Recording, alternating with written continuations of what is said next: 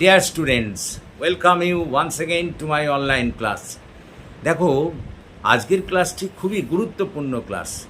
আজকে আমি দশম শ্রেণী অর্থাৎ মাধ্যমিকের ইতিহাসের একটা ক্লাস নেব এবং এই ইতিহাসের ক্লাসে আমরা এই কামিং ইয়ার মানে এই যে পরীক্ষা তোমরা আসছে 2025 সালের যে পরীক্ষা তোমরা দেবে, সেই পরীক্ষার ইতিহাসের একটি গুরুত্বপূর্ণ প্রশ্ন, সম্ভাব্য যেটা আসতে পারে এরকম একটা গুরুত্বপূর্ণ প্রশ্ন আজকে আমরা লেখাবো।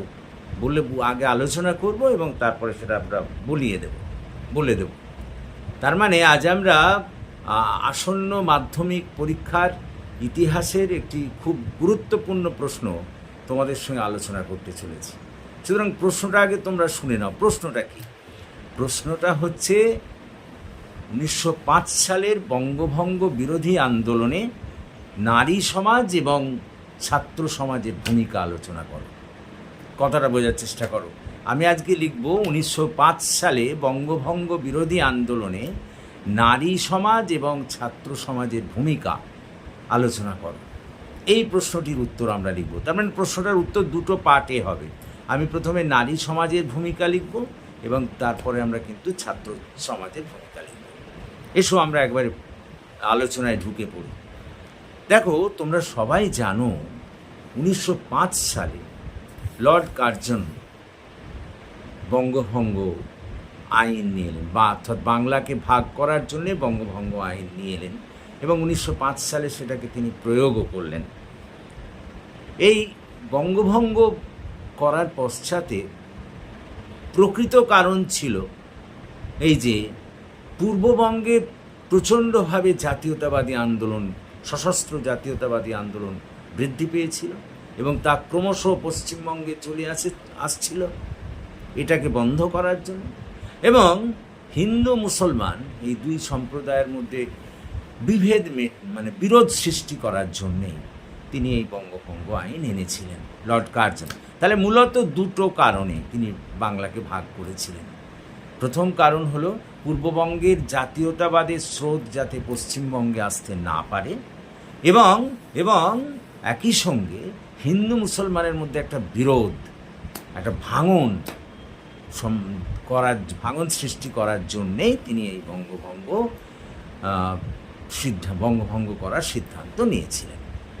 কিন্তু এটাকে তো আর প্রকাশ্যে বলা যায় না, এই জন্য এটা ছিল প্রকৃত কারণ। এই দুটোই কিন্তু প্রকৃত কারণ বঙ্গভঙ্গে। তো এটাকে তো আর প্রকাশ্যে বলা যায় না, সেই কারণে তিনি এটাকে একটা সুন্দর মোড়কে প্রচার করলেন এবং কি বললেন, যেটা আদৌ কারণ নয়। তিনি বললেন যে বাংলা এত বড় যে তাকে যথাযথভাবে শাসন কার্য করা যাচ্ছে না, শাসন কার্যের সুবিধার জন্যে নাকি তিনি বাংলাকে দুভাগে ভাগ করছেন। কথাটা বোঝার চেষ্টা করো। এটা একদম সাজানো কারণ। তার আসল কারণ ওই দুটো, যে পূর্ববঙ্গের সশস্ত্র জাতীয়তাবাদী আন্দোলন যাতে পশ্চিমবঙ্গে ঢুকতে না পারে এবং হিন্দু মুসলমানের মধ্যে একটা বিভেদ সৃষ্টি করা, এই দুটো প্রকৃত কারণেই কিন্তু তিনি বঙ্গভঙ্গ আইন আনলেন আর সেটাকে একটা সুন্দর সুদৃশ্য মোড়কে প্রচার করলেন। তিনি নাকি এই বাংলার সুশাসনের জন্যে বাংলাকে দুভাগে ভাগ করছেন। এটা আদৌ কারণ নয়, কিন্তু লোককে তো বোঝাতে হবে, এই জন্য তিনি এই কারণটি বলতে লাগলেন। তো মানুষ পরের প্যারাগ্রাফে লিখবে যে মানুষ এই চালাকিটা কিন্তু বুঝতে পেরে গেল। বাংলার মানুষেরা এই চালাকিটা বুঝতে পেরে গেলেন কিছুদিনের মধ্যেই। তারা বুঝতে পারলেন যে চক্রান্ত করে বাংলাকে ভাগ করার জন্যেই লর্ড কার্জন সিদ্ধান্ত নিয়েছেন। গর্জে উঠলেন তৎকালীন সময়ে আমাদের এখানকার বঙ্গভঙ্গ বিরোধী আন্দোলনে যারা নেতৃত্ব দিচ্ছিলেন, সুরেন্দ্রনাথ বন্দ্যোপাধ্যায়, আনন্দমোহন মুখোপাধ্যায়, রাজা সুবোধ মল্লিক প্রমুখের মতো বিশিষ্ট ব্যক্তিরা এই বঙ্গভঙ্গ বিরোধী আন্দোলনে সামিল হলেন। গ্রাম থেকে গ্রামান্তরে তারা আন্দোলন ছড়িয়ে দিলেন এবং এই বঙ্গভঙ্গ বিরোধী আন্দোলনে নারী সমাজ এবং ছাত্র সমাজ একটা গুরুত্বপূর্ণ ভূমিকা পালন করেছিল। এই বঙ্গভঙ্গ বিরোধী আন্দোলনে প্রথমে আমরা নারী সমাজের ভূমিকা আলোচনা করব। প্যারাগ্রাফ করে লিখবে যে বঙ্গভঙ্গ বিরোধী আন্দোলনে নারী সমাজ কিন্তু একটা বিরাট গুরুত্বপূর্ণ ভূমিকা পালন করেছিল, এবং সেই ভূমিকাকে আমরা কয়েকটা ভাগে ভাগ করে আলোচনা করতে পারি। প্রথমত, এই প্রথম নারীরা তারা তারা গৃহকোণ ত্যাগ করে তারা এই বঙ্গভঙ্গ বিরোধী আন্দোলনে মিটিং মিছিল তারা অংশগ্রহণ করলো। অর্থাৎ এতদিন ধরে যে তারা গৃহের অভ্যন্তরে জীবনযাপন করছিল, তারা সাধারণত বাইরে সেই সময় আসতো না, সেই নারীরা তারা গৃহকোণ ছেড়ে, গৃহের কাজকর্ম ছেড়ে তারা যোগ দিল কিন্তু বঙ্গভঙ্গ বিরোধী আন্দোলনে। বিভিন্ন সভা সমিতি, মিটিং মিছিলে তারা অংশগ্রহণ করল। This is number one.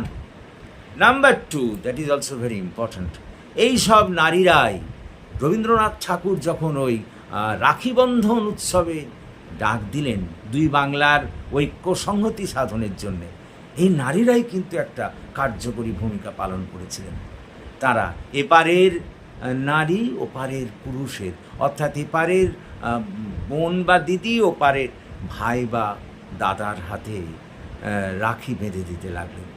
একইভাবে ওপারের বোন বা দিদি এপারের ভাই বা দাদার হাতে রাখি বেঁধে দিতে লাগলেন। অর্থাৎ রাখি বন্ধনের যে পরিকল্পনাটা রবীন্দ্রনাথ ঠাকুর করেছিলেন সেই সময়, ওই দুই বাংলার ঐক্য সংহতি সাধনে, তাতে মুখ্য ভূমিকা পালন করেছিলেন কিন্তু এই নারীরাই। তৃতীয়ত, এই নারীরা যে বয়কট, অর্থাৎ এই আমাদের বঙ্গভঙ্গ বিরোধী আন্দোলনকে কেন্দ্র করে যে বয়কট আন্দোলন দেখা দিয়েছিল, তাতেও একটা গুরুত্বপূর্ণ ভূমিকা পালন করলেন। এবং তারা বিলিতি মিহি রেশমি পশমি কাপড় ওইসব ত্যাগ করে দিয়ে ঠিক করলেন যে তারা শুধু বাংলার তাঁতের কাপড়ই পরবেন, তারা আর ওইসব কাপড় পরবেন না। অর্থাৎ ওই বিলিতি কাপড় পরিধান করা ত্যাগ করে দিলেন। চতুর্থত, that is also very important, কাঁচের চুড়ি, যেহেতু ওইসব চুড়িগুলো বিলেত থেকে আসতো, কাঁচের চুড়ি পরা ত্যাগ করে দিলেন, কাঁচের চুড়ি আর তারা পরতে চাইলেন না। পঞ্চমত, রান্নাঘরে নারীরা তো সাধারণত রান্না করতেন তখন, তো ন্যাচারালি রান্নাঘরে তারা বিলেতি লবণ, বিলেতি বিভিন্ন মশলা ব্যবহার করা বন্ধ করে দিলেন। ষষ্ঠত, that is very very important, ওই সব নারীরা বয়কট আন্দোলনকে সফল করার জন্য বিভিন্ন জায়গায় পিকেটিং, অর্থাৎ যেসব দোকান থেকে ওই বিলেতি দ্রব্য বিক্রি হতো সেখানে পিকেটিং শুরু করলেন। সপ্তমত, that is very very important, ওই বিদেশি দ্রব্য পোড়ানোর কাজেও একটা মুখ্য ভূমিকা পালন করলেন নারীরা। রাস্তায় রাস্তায় বহ্নি উৎসব শুরু হয়ে গেল, আগুন জেলে ওপর থেকে মা মাসিমারা ওই তাদের গাড়ি বারান্দা থেকে সমস্ত কাপড় চোপড় ওই অগ্নিকুণ্ডে বিসর্জন দিতে লাগলেন। অর্থাৎ ওই বয়কট আন্দোলনকে সফল করার ক্ষেত্রেও নারীরা একটা গুরুত্বপূর্ণ ভূমিকা পালন করলেন। সপ্তমত, that is very very important, যেহেতু বিলেতি কাপড় আসছে না, সুতরাং নিজেদের দেশের কাপড় তো তৈরি করতে হবে, লজ্জা নিবারণের জন্য তো বস্ত্র দরকার। সেই কারণে তারা ওই চরকায় সুতো কাটা শুরু করলেন, যা দিয়ে আমাদের এখানে তাঁতিরা কাপড় বুনতে পারে। কথাটা বোঝার চেষ্টা করো। এবং যে সমস্ত ওই দোকান থেকে বিলেতি দ্রব্য বিক্রি করা হতো সেখানে কিন্তু তারা পিকেটিং তো শুরু করলেন যাতে সেসব দ্রব্য বিক্রি হতে না পারে। অষ্টমত, that is also very important, এই নারীরাই যখন স্বদেশি এই বয়কট আন্দোলনকে কেন্দ্র করে যখন স্বদেশি আন্দোলনের আবির্ভাব ঘটল, সমস্ত স্বদেশি দ্রব্য ব্যবহারের উপরে গুরুত্ব দিলেন এবং একই সঙ্গে স্বদেশি গান, স্বদেশি কবিতা, সেগুলোকে তারা কিন্তু প্রচার করতে লাগলেন, আবৃত্তি করতে লাগলেন, নিজেদের ছোট ছোট ছেলে মেয়েদের শেখাতে লাগলেন। এবং এই সময় যেসব নারীরা বিশেষ গুরুত্বপূর্ণ ভূমিকা পালন করেছিলেন, তার মধ্যে আমরা প্রথমেই দেশবন্ধু চিত্তরঞ্জন দাশের স্ত্রী বাসন্তী দেবীর কথা উল্লেখ করতে পারি। তাছাড়া হেমাঙ্গিনী দাস, তিনিও এ বিষয়ে অগ্রণী হয়েছিলেন। সুবালা আচার্য, তিনি ওই বিষয়ে অগ্রণী হয়েছিলেন। সুতরাং এইভাবে বাংলার নারী সমাজ কিন্তু তৎকালীন সময়ে একটা গুরুত্বপূর্ণ ভূমিকা পালন করেছিলেন এই বঙ্গভঙ্গ বিরোধী আন্দোলনে। তাহলে দেখো, আমি বঙ্গভঙ্গ বিরোধী আন্দোলনে নারীদের ভূমিকাগুলোকে আর একবার সিনপসিস করে বলে দিই। বলবে যে তৎকালীন সময়ে নারীরা সাধারণত গৃহভ্যন্তরেই থাকতেন। কথাটা বলছে কারণ তখন একটা ওই লজ্জা প্রথা যেটাকে বলা হয় সেটা তখন প্রচলিত ছিল। তারা বাড়ির বাইরে সাধারণত আসতেন না। কিন্তু এই এই বঙ্গভঙ্গ বিরোধী আন্দোলনকে কেন্দ্র করে আমরা দেখি তারা প্রথম ওই লজ্জা ত্যাগ করে গৃহকর্ম থেকে বা গৃহের অভ্যন্তর থেকে বেরিয়ে এসে বিভিন্ন মিটিং, মিছিল, সভা, সমিতি তাতে তারা যোগদান করতে লাগলেন। দ্বিতীয়ত সেই সময় রবীন্দ্রনাথ ঠাকুর যে রাখি বন্ধন উৎসবের ডাক দিয়েছিলেন, সেই রাখি বন্ধন উৎসবকেও কিন্তু আমাদের এই দুই বাংলার নারীরা সফল করে তুললেন। অর্থাৎ এপারের নারী ওপারের পুরুষের হাতে রাখি পরাতে লাগলেন, ওপারের নারী এপারের পুরুষের হাতে রাখি পরাতে লাগলেন, যার ফলে দুই বাংলার ঐক্য সংহতি সাধনের পথ প্রশস্ত হল। তৃতীয়ত এই নারীরা ওই আমাদের বঙ্গভঙ্গ বিরোধী আন্দোলনকে কেন্দ্র করে যে বয়কট আন্দোলন দেখা দিয়েছিল তাকে সফল করার জন্যে তারা সিদ্ধান্ত নিলেন যে বিলেতের ওই মিহি কাপড় তারা আর পরবেন না, বিনিময়ে তারা এখানকার ওই তাঁতের কাপড় পরবেন। চতুর্থত তারা ওই কাঁচের চুড়ি ত্যাগ করার সিদ্ধান্ত নিলেন। কাঁচের চুড়ি আর পরবেন না, কারণ ওগুলো বিলেত থেকে আসতো, ওই জন্য তারা ওটা কাঁচের চুড়ি পরা ছেড়ে দিলেন।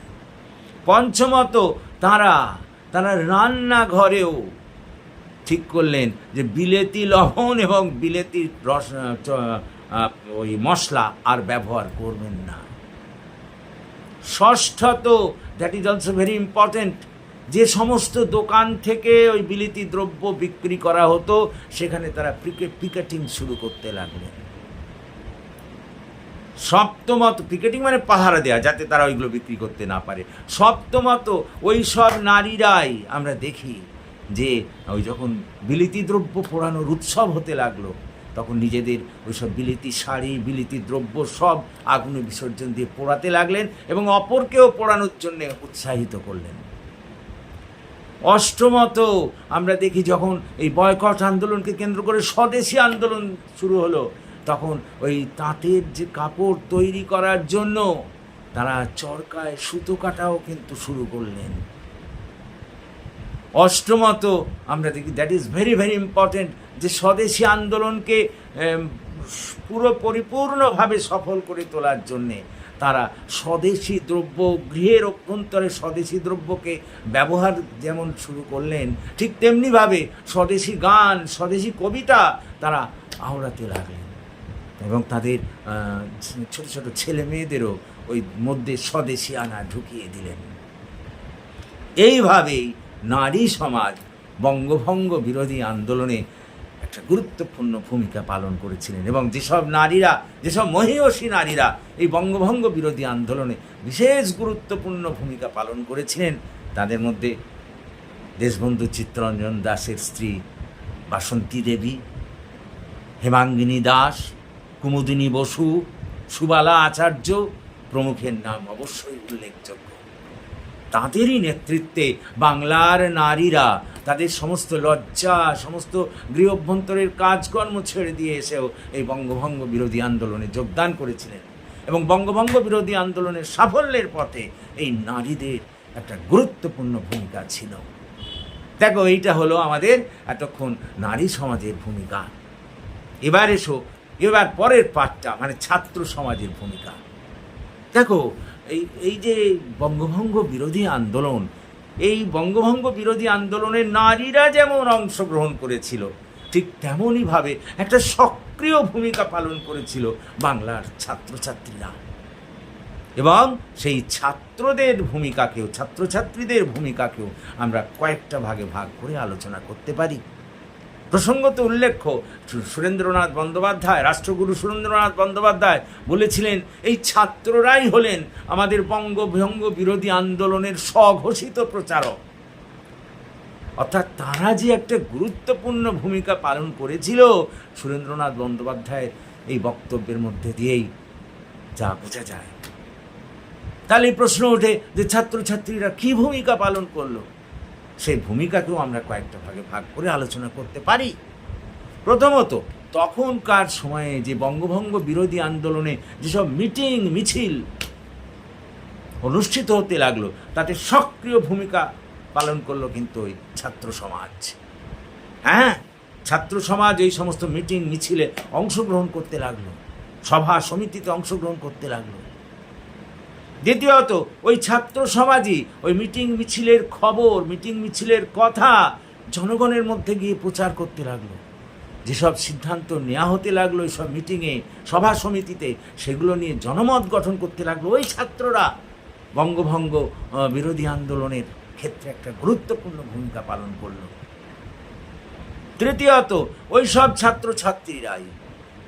ছাত্রছাত্রীরাই আমরা দেখি বঙ্গভঙ্গ বিরোধী আন্দোলনে ওই বয়কট যে আন্দোলন শুরু হয়েছিল, সেই বয়কট আন্দোলনকে কার্যকর করার জন্যেও একটা গুরুত্বপূর্ণ ভূমিকা পালন করলো।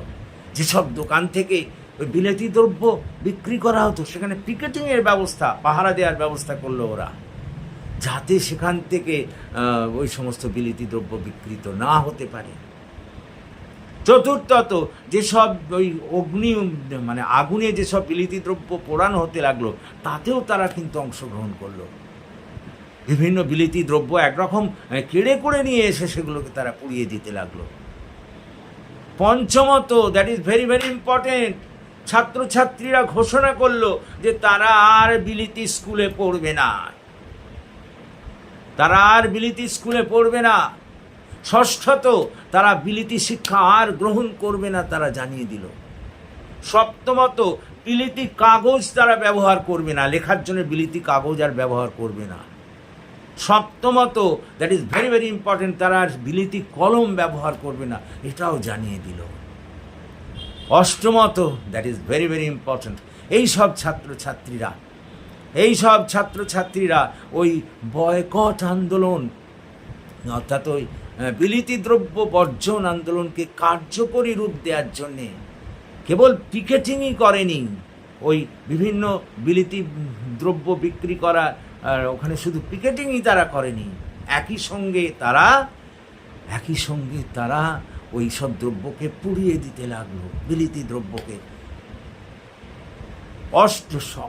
অষ্টমত, এইসব ছাত্রছাত্রীরা স্বদেশী আন্দোলনকে কার্যকর করার জন্য প্রচার চালাতে লাগলো। স্বদেশী আন্দোলন অর্থাৎ স্বদেশী দ্রব্য ব্যবহার করার জন্য জনমত গঠন করতে লাগলো এবং দেশপ্রেমমূলক কবিতা, দেশপ্রেমমূলক গান তারা গাইতে লাগলো। এইভাবে ছাত্র সমাজও যে একটা কার্যকর ভূমিকা পালন করেছিল তাতে কোনো সন্দেহ নেই। আমি আবার ছাত্র সমাজের ভূমিকাটা একটু সংক্ষেপে বলে নিই, ভালো করে শোনো। বলবে যে বঙ্গভঙ্গ বিরোধী আন্দোলনে ছাত্র সমাজও একটা গুরুত্বপূর্ণ ভূমিকা পালন করেছিল, যাদের ভূমিকাকে আমরা কয়েকটা ভাগে ভাগ করে আলোচনা করতে পারি। প্রথমত, এই সব ছাত্র সমাজ বঙ্গভঙ্গ বিরোধী আন্দোলনকে কেন্দ্র করে যেসব মিটিং মিছিল হতে লাগলো তাতে অংশগ্রহণ করতে লাগলো, সক্রিয় অংশগ্রহণ করতে লাগলো। দ্বিতীয়ত, ওইসব মিটিং মিছিলে যেসব সিদ্ধান্ত হতো সেগুলোকে নিয়ে তারা জনগণের মধ্যে প্রচার চালাতে লাগলো, যারা মিটিংয়ে যোগ দিতে পারেনি তাদেরকেও জানাতে লাগলো। তৃতীয়ত, বঙ্গভঙ্গের বিরুদ্ধে তারা জনমত গঠন করতে লাগলো, পাড়ায় পাড়ায় তারা মানুষকে জাগিয়ে তুলতে লাগলো বঙ্গভঙ্গের বিরুদ্ধে। চতুর্থত, এইসব ছাত্রছাত্রীরাই ওই যখন বয়কট আন্দোলন শুরু হলো, বিলিতি দ্রব্য বর্জন শুরু হলো, তখন পিকেটিংয়ে একটা মুখ্য ভূমিকা পালন করলো। অর্থাৎ যেসব দোকান থেকে বিলিতি দ্রব্য বিক্রি হতো সেখানে তারা পাহারার ব্যবস্থা করলো। ষষ্ঠত, যেসব ওই বিলিতি দ্রব্য পোড়ানোর কাজ শুরু হলো তাতেও গুরুত্বপূর্ণ ভূমিকা পালন করলো এইসব ছাত্ররা। সপ্তমত, তারা জনগণের মধ্যে প্রচার করতে শুরু করলো বিলিতি দ্রব্য বর্জন করার জন্যে। অষ্টমত, that is very very important, এইসব ছাত্রছাত্রীরা তারা ঠিক করলো তারা বিলিতি কাগজ ব্যবহার করবে না। নবমত, তারা স্বীকার করলো বিলিতি কলম তারা ব্যবহার করবে না। দশমত, তারা বিলিতি স্কুল পড়বে না। একাদশত, তারা বিলিতি শিক্ষা গ্রহণ করবে না। এবং পরবর্তীকালে যখন স্বদেশী আন্দোলন শুরু হলো, সেই স্বদেশী আন্দোলনেও তারা একটা সক্রিয় ভূমিকা পালন করলো। কীরকম? যে নিজেদের দেশের শিক্ষা, নিজেদের দেশের দ্রব্য ব্যবহার এইসব করার জন্য জনমত গঠন করার সঙ্গে সঙ্গে স্বদেশী গান, স্বদেশী কবিতা পাঠ করে সবার মধ্যে একটা স্বদেশী চেতনা আনতে থাকলো। জাতীয়তাবাদের সম্প্রসারণে তারা একটা মুখ্য ভূমিকা পালন করল। সুতরাং এই সব আলোচনার পরিপ্রেক্ষিতে আমরা এই সিদ্ধান্তেই আসতে পারি যে বঙ্গভঙ্গ বিরোধী আন্দোলনে নারী সমাজ এবং ছাত্র সমাজ, বাংলার নারী সমাজ এবং ছাত্র সমাজ যে একটা গুরুত্বপূর্ণ ভূমিকা পালন করেছিল, সে বিষয়ে সন্দেহের কোনো অবকাশ নেই। That's all. সো আশা করি তোমরা বুঝতে পেরেছো। এটাই তোমাদের কিন্তু লিখতে হবে। আমি দুবার ধরে রিপিট করে সব আলোচনা করে দিলাম। আশা করি তোমরা বুঝতে পেরেছো, এবং যদি বুঝতে পারো তাহলে প্লিজ এই ক্লাসের কথা তোমাদের বন্ধুবান্ধবদের মধ্যে শেয়ার করো এবং আমার এই ক্লাস অনুসরণ করতে থাকো। আমি প্রায় রেগুলারলি তোমাদের কামিং এক্সাম অর্থাৎ সামনের পরীক্ষার জন্য যেসব গুরুত্বপূর্ণ প্রশ্ন, ইতিহাস বলো, ভূগোল বলো, বাংলা বলো, যে সমস্ত তোমাদের বা ইংরেজি বলো, তার সমস্ত জিনিস একটা একটা করে আলোচনা করব। এবং যদি কারোই সব বিষয়ে আরও কিছু জানার থাকে, আমার সঙ্গে ডেসক্রিপশন বক্সে আমার ফোন নম্বর দেওয়া থাকছে, আমার সঙ্গে যোগাযোগও করতে পারো। That's all for this day. Thank you for watching and listening. So please আমার এই চ্যানেলটিকে সাবস্ক্রাইব করো, আমি যাতে এগিয়ে আসতে পারি, তাতে আমাকে সাহায্যের হাত বাড়িয়ে দাও, যাতে আমি তোমাদের আরও বেশি করে সেবায় নিজেকে নিয়োগ করতে পারি। So that's all for this day. Have a good day.